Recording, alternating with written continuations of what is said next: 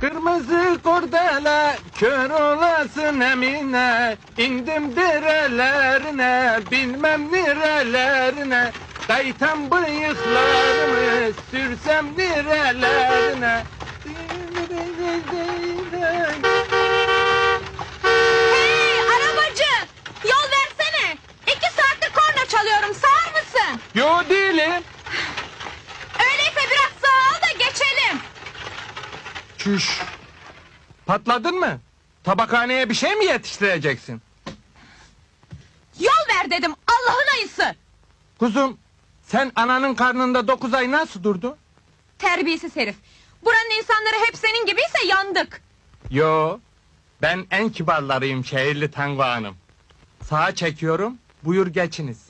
De. Sen de arabana.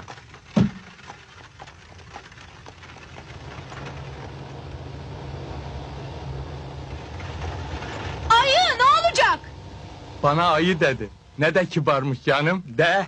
İndim derelerine, bilmem nerelerine. Kaytan bıyıklarımı, sürsem nerelerine.